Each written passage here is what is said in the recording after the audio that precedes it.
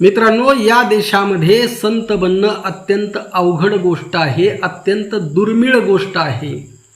कोणी जर संत बनण्याचा प्रयत्न केला किंवा त्या मार्गावर चालण्याचा प्रयत्न केला, कोणी जर सत्याची कास धरली, कोणी जर लोकांना सत्य सांगण्याची हिम्मत जर धरली, तर मित्रांनो सगळे भोंदू एक साथ एक सुरामध्ये त्याच्या विरोधामध्ये उभे राहतात, बोलायला लागतात। लक्षात ठेवा, सगळे भोंदू ग्रुप बनवून त्याच्यावर हमला करतात। अगदी तसाच हमला त्या काळामध्ये जगद्गुरु श्री संत तुकाराम महाराजांवरती त्या काळातील भोंदू लोकांनी केलेला आहे। मित्रांनो, सध्या तुम्ही हे जे व्हिडिओ क्लिपमध्ये पाहत आहात, या सगळ्या गोष्टी तुकाराम महाराजांनी गाथेमध्ये सांगितलेल्या आहेत आणि या सगळ्या गोष्टी कशा व्यर्थ आहेत। या गोष्टी केल्याने ना भगवंत भेटतो, ना कशाचीच प्राप्ती होत नाही। मग विनाकारण अशा गोष्टी नेमक्या का केल्या जातात? याद्वारे स्वतःचं भोंदुत्व सिद्ध करायचं असतं, स्वतःला महाराज, बाबा, संत म्हणून सिद्ध करायचं असतं लोकांसमोर। आणि त्यानंतर आयुष्यभर भोगाचे सोहळे भोगण्यासाठी अशा पद्धतीच्या मार्गाचा अवलंब केला जातो। आता जगद्गुरु श्री संत तुकाराम महाराजांच्या काळात सुद्धा असे लोक होते आणि तुकाराम महाराजांनी ते पाहिलं, परंतु तुकाराम महाराज काय म्हणतात की आम्ही त्या वाटाने कधीही जाणार नाही।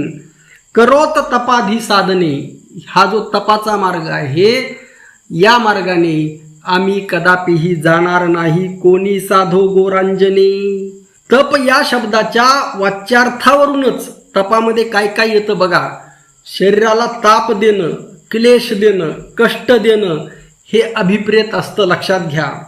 सूर्यापुढे, अग्नीपुढे उभा राहणं, पाण्यामध्ये उभा राहणं, विशिष्ट आसन घालून अथवा विशिष्ट स्थितीमध्ये दीर्घकाळ राहणं इत्यादी मार्गांनी तप केलं जातं। परंतु तुकोबाराय म्हणतात, आम्ही न वजो तया वाटा, आम्ही त्या वाटाने अजिबात जाणार नाही। तर काय करणार? आम्ही नाचू पंढरीचे हटा, आम्ही पंढरपूरच्या हटामध्ये म्हणजे पंढरपूरच्या पेठेमध्ये नाचणार आनंदाने आणि विठ्ठलाचं नाम गात राहणार। या तप करण्यामध्ये एक जरी चूक झाली तरी इंद्रियाला काय होत असतो? आघात होत असतो आणि एका क्षणामध्ये सगळ्या शरीराची विनाकारण वाताहत होत असते। तपे इंद्रिय आघात क्षणे एका वाताहात, तुकाराम महाराज लिहितात। आणि त्यामुळेच ही जप तपादी साधने मज चिंत विना मने, त्यामुळे असल्या गोष्टी माझ्या मनात सुद्धा येत नाहीत, मनामध्ये असल्या गोष्टी मी चिंतित सुद्धा नाही। आणि तुकाराम महाराज म्हणतात की या मार्गाने न लहिजे जपे न लहिजे तपे, आमासी हे सोपे गीती गाता। भगवंत, देव, ईश्वर अशा मार्गाने, जपाच्या तपाच्या मार्गाने कदापिही भेटत नाही। जपतप जीवाची आटणी, मनासी दाटणी नाही केली, आम्ही ह्या मार्गाचा कदापिही अवलंब केलेला नाही। आणि त्यामुळे हे जे विनाकारण तुम्ही जे तपाचे डोंगर निर्माण करत आहात, तुकाराम महाराज त्यांना प्रश्न विचारतात, कासया करावे तपाचे डोंगर, अनेक अपार दुःख राशी, यामधून तुम्हाला काय भेटणार आहे? फक्त दुःख दुःख दुःख। आता यातील काही महाराज मंडळी आयुष्यभर हेच करत राहतात आणि जगामध्ये लोकांना दाखवत राहतात की मी कशी तप केलं, मी कशी साधना केली। वास्तविक त्यांना काहीच भेटत नाही। कहा से आया कुछ मालूम नहीं, कहा जाना कुछ मालूम नहीं, अशी त्यांची अवस्था आहे। नवे निग्रह देहासी दंडन, लक्षात ठेवा। वैकुंठ जावया तपाचे सायास करणे, जीवा नास न लगे काही। वैकुंठाला सुद्धा अशा लोकांना जागा भेटत नाही, कारण वैकुंठाला जाण्याचा हा मार्ग नाही। अवघे चुकविले सायास तपरासी जीवानास, या सगळ्या सायासापासून, लक्षात घ्या, या सगळ्या सायासापासून जर तुम्ही दूर जाल तरच तुम्हाला भगवंताची प्राप्ती होणार आहे, वैकुंठाची प्राप्ती होणार आहे। आणि एवढंच नाही, तुकाराम महाराजांनी ज्या पद्धतीने सांगितलं, स्वतः घोषणा केली की मी कधीही जप तप केले नाहीत, वैकुंठाला जाण्यासाठी तपाचे सायास आणि जीवाचा नाश यासारखं काहीही करावं लागत नाही. आणि आता पुंडलिकाने पंढरीमध्ये वैकुंठ आणलेलं आहे. संतांनी दुर्बलांच्या तपाच्या राशी व जीवाचा नाश यासारखे सायास चुकविले आहेत. नामस्मरण करणाराला ईश्वर प्राप्तीसाठी धूम्रपान लागत नाही. म्हणजे धूम्रपान बघा हे तप किती बेकार आहे.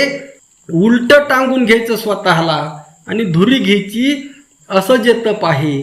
आणि दुसरं अजून आहे पंचाग्नी साधन, हे सुद्धा लागत नाही. म्हणजे पंचाग्नी साधन म्हणजे काय, भोवताली 4 अग्नी आणि सूर्य 5वा अग्नी अशा 5 अग्नींचा ताप सोसण्याचं तप करावं लागत नाही. करवत कर्मरी इत्यादी शास्त्रांनी देहदंडन करण्याचं तप केलं तरी ते नामाची बरोबरी करू शकत नाही. बघा काय म्हणतात तुकाराम महाराज, न लगे धूम्रपान पंचाग्न तापन, करवती कर्मरी देहासी दंडन करिता समान नये नामा. या सगळ्या गोष्टींना बघा, जेवढे कर्मकांड आहेत, भोंदूगिरी आहे, अंधश्रद्धा आहे आणि हा जो मार्ग आहे, आणि खास करून सध्या ह्याचं एक मोठं परत एकदा मोठं फॅड निर्माण झालेलं आहे. बघा हे लोक नेमकं काय करतात, एखादं गाव गाठतात, एखादं ठिकाण गाठतात आणि मग तिथं कुठं काही ओळखीचे लोक काही लोकांना हाताशी धरून अशा पद्धतीचं तप करतात. आणि सध्या आता यूट्यूबचा जमाना आहे, फेसबुकचा जमाना आहे, सोशल मीडियाचा जमाना आहे. त्याद्वारे रील्स तयार करून, व्हिडिओ तयार करून स्वतःला फोकस करतात. धीरेंद्र शास्त्री, पाखंडी धीरेंद्र शास्त्री, बागेश्वर धामचा जो महंत आहे, तो सुद्धा अशानेच फोकसला आलेला आहे. बघा कशाने, रील्सद्वारे, व्हिडिओद्वारे त्याने स्वतःला फोकसला आणलं. अजून एक आता त्याच मध्य प्रदेशमध्ये अजून एक अजय पाल बाबा आलेला आहे. आता नवीन पोरग आहे ते 14-15 वर्षाचं. ते सुद्धा त्याचा इंटरव्ह्यू आहे. तो म्हणतो सुरुवातीला 7-8 लोक येत होते, परंतु आम्ही आता रील्स काढायला सुरुवात केल्या, व्हिडिओ करायला सुरुवात केले, तर आता 4-5 हजार लोक यायला लागले.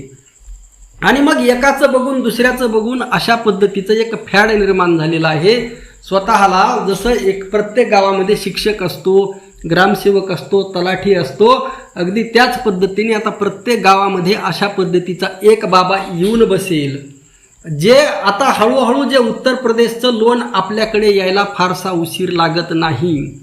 हे जे उत्तर भारतीय कथाकारांचं जे लोन होतं ते ज्या पद्धतीने आपल्या महाराष्ट्रामध्ये आलं, तशाच पद्धतीने हे जे स्वतःला अशा पद्धतीने तप करून घेणारे, जाळून घेणारे, इकडून गवऱ्या लावा, धूर लावा, त्याच्यामध्ये तपाला बसा, माती अंगाला लावा, अशा पद्धतीची वेगवेगळी तप करून किंवा काट्यावर झोपायचं किंवा एखादा खड्डा खांदायचा, त्यामध्ये स्वतःला पुरून घ्यायचं, अशा अनेक पद्धतीचे हे तप करत असतात मित्रांनो. यामधून कशाचीच प्राप्ती होत नाही, लक्षात घ्या. यामधून ना भगवंत भेटतो, उलट देव अशा लोकांना कसलाही जवळ करत नाही, ना आशीर्वाद देतो, ना भेटतो, काही सुद्धा होत नाही.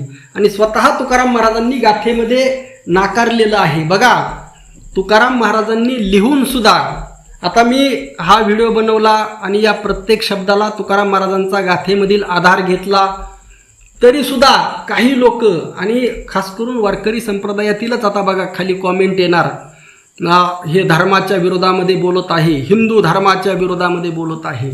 मग तुकाराम महाराज हिंदू नाहीत का? अरे बाबांनो, तुकाराम महाराज हिंदू नाहीत का? आणि मग अशा मानसिकतेचे जे लोक आहेत, हा प्रश्न विचारणारे, याच लोकांनी तुकाराम महाराजांची गाथा बुडवलेली आहे. आणि आज जर तुकाराम महाराज असते तर अधिक इतक्या प्रभावीपणे तुकाराम महाराजांनी याच्या विरोधामध्ये बोललं असतं.